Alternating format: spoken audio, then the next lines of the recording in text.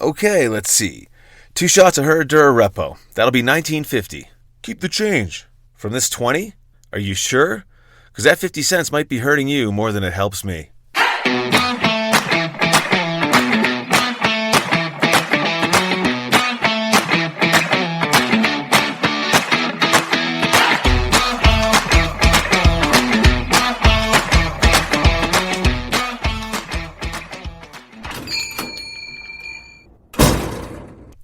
What can I get you? Drunk? Welcome to episode 35 of Behind Bars, Cocked Tales, and Wasted Nights. I'm your host, Greg. I've been working as a bartender for over 20 years, and over those years, I've seen a lot. My goal here is to share some of those high and low lights with you. Quick warning, this podcast contains sex, drugs, and some language that isn't suitable for anyone under 21 years of age, so you gotta have some ID. Before we get started, a little housekeeping.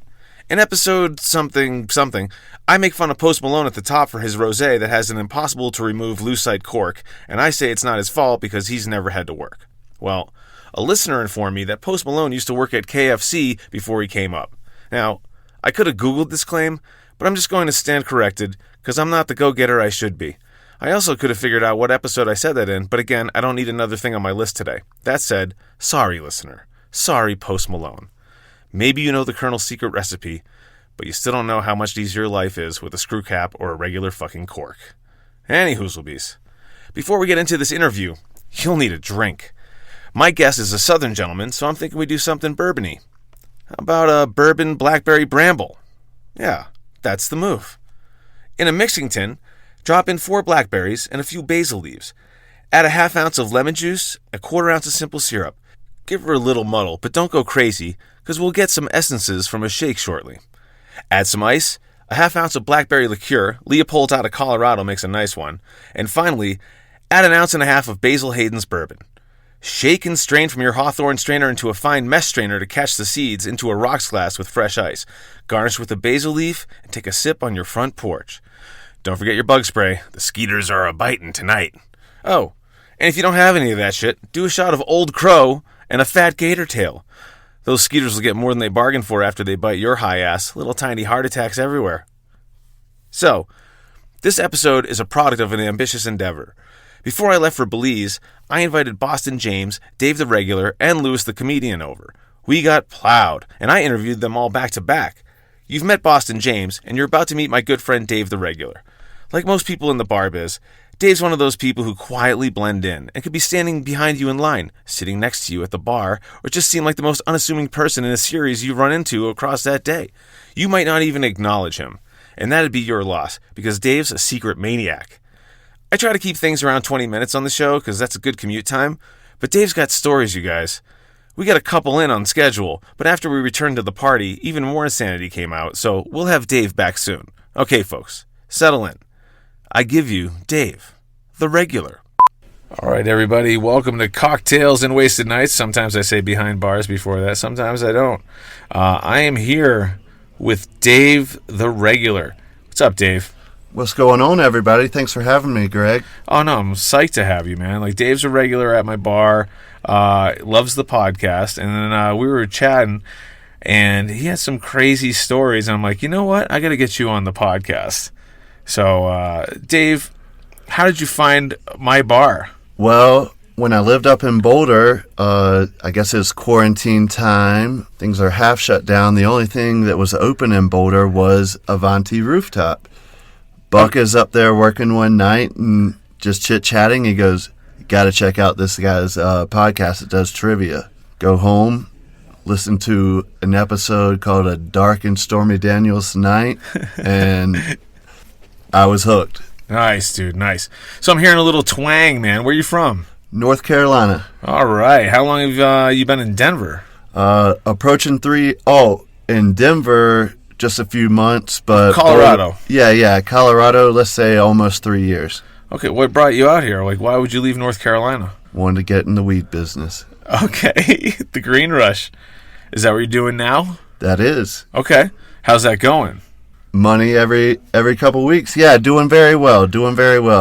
Yeah, a lot of people seem to smoke weed, so there's a good demand. It's a growing industry. Oh, I see what you did there. Nice.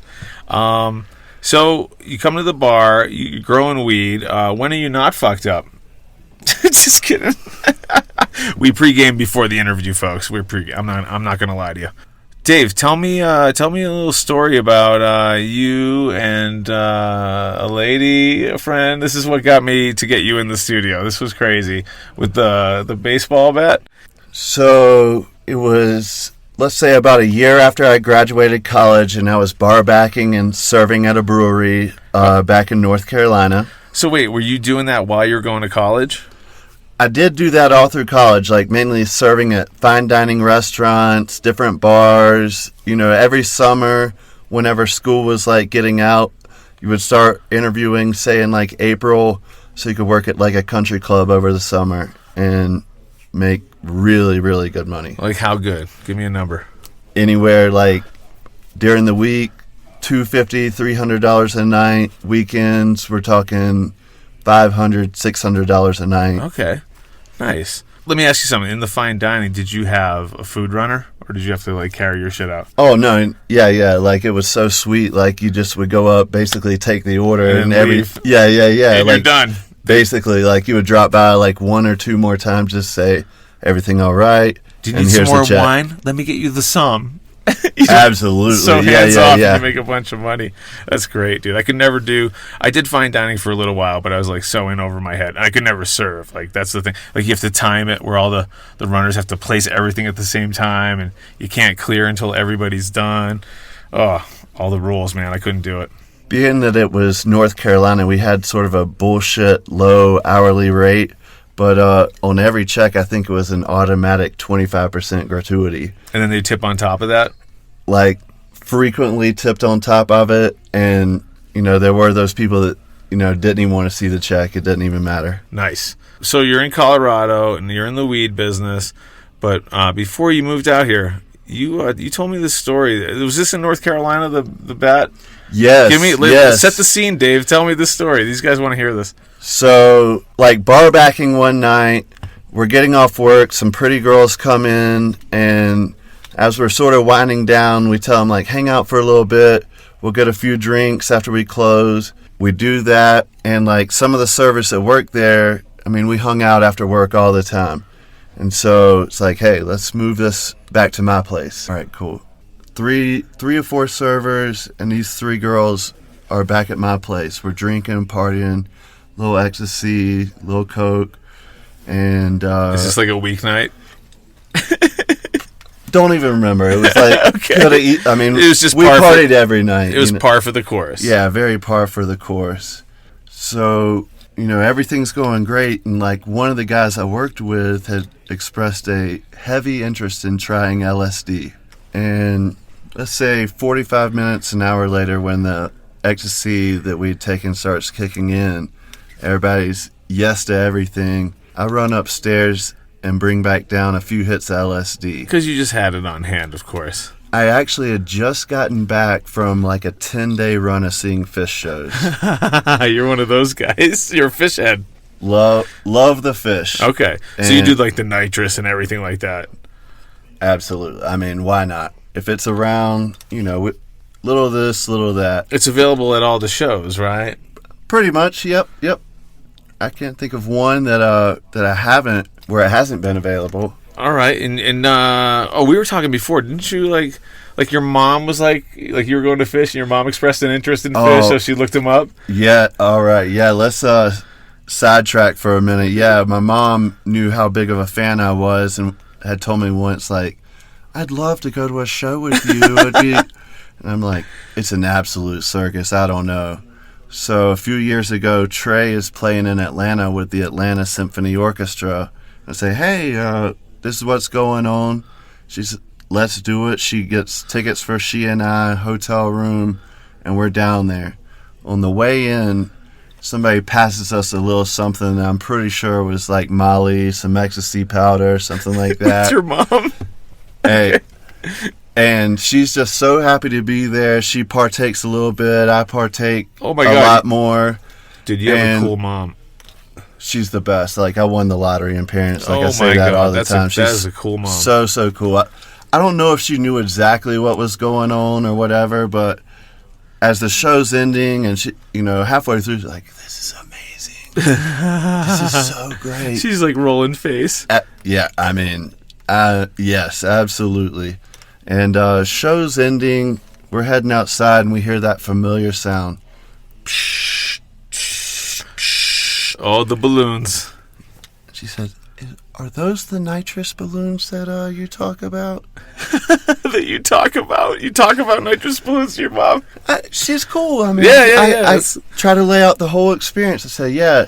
Next thing you know, she hands me. I say, I think they're 3 for $20. She hands me $40. Goes, let's get 6. Oh my God, dude! Your mom and my mom were the opposite. My mom's like, I have 1 Pearl Harbor, and I'm just done for the night. I can't even have her listening to this podcast. This is amazing. All right, keep going. I never even. I mean, like my mom will drink and smoke a little marijuana, hang out, have fun. I've never seen her do anything like this night and this and that. And like next day, she's like, "What happened last night?" I was like, "Oh, we had fun."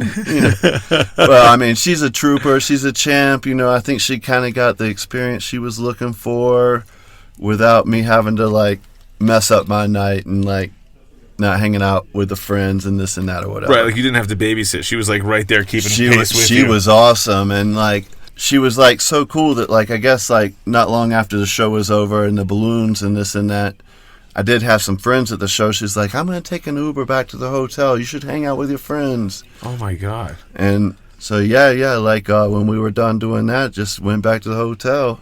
Have you guys partied since? Oh, I mean, at the beach house, just mild partying, beers and wine and, dinners, things like that. But no, like, notable stories to tell. Nothing that, like, you didn't get like Phish crazy? No, not at all. Does like your dad know like that happened? I mean, we told him a little bit, I mean, I think she was like, she gave him the PG story of what happened that so night. Then you knew what to talk about too. I don't even think she really understood in the moment, like that was Molly or ecstasy or whatever. Like, and she's like, "Well, what just happened?" And don't worry about it. She was like just such a trooper, like so much fun, like. And then the next day, I was like, "I think that might have been ecstasy." And she's like, "Oh my goodness!" But like she was cool. Like she's like super cool. And if she says don't tell your dad, I don't tell my dad. So that's awesome. So sorry to like sidetrack, but we were talking about LSD and went to the Phish thing. So back to the LSD. Exactly. Then you get the 3 cute girls. You got like the 3 or 4 servers. You're back at your place. You're rolling face, and somebody wants to do LSD. And you're like, "Oh, I happen to have some because I went to some Phish shows. Take it." Exactly. So when it starts kicking in, that's when I remember I was like, "Hey, T-Mac's here. Hey, he wanted to try the LSD." I run to my room, grab a few hits for us, and it's like, "Hey, look what I found." Give him a hit, just one hit. I take 2. Who knows how many the other people took, but we all partook and continue just partying. I don't even really think anything of it. I'm used to taking it, not naive. And night goes on. A couple hours later, the people that weren't staying the night are heading out, this and that. And my friend T-Mac comes up and he's like, "Dude, this is working hard on me, man. Like, da-da-da-da-da." It's like, "You got to ride home? Like, ride with so-and-so or whatever." I don't know. I was like, "All right, hey, I got it. I felt responsible for him because I had given him the drugs, and you just don't leave no man behind kind of attitude. And so I was like, "Hey," fixed him up. Like I had a guest bedroom in my house, and so I fix him up the bed, get him ready. "Stay here, turn on the TV, chill out. Here's water, whatever. The bathroom's here." Thought I had him all set up. So I go up with the girl that's staying with me, and we proceed to get into things, and we're get down. Oh man. And this is like some girl that worked at a place like near us, and she would come in, and I kind of would see her like, I'd been wanting to get with this girl for a while, so it's finally going down. Right? She a server? She was a server. I love servers. They try harder. I mean, and she's cool. I mean, and so it's like one of these things I've been chasing for a few months, and it's finally going down. Oh, yes. We're back in my room, lights are off, hooking up, and, let's say 15 minutes in, the lights flip on. What? You know, and I mean, we're all, tripping,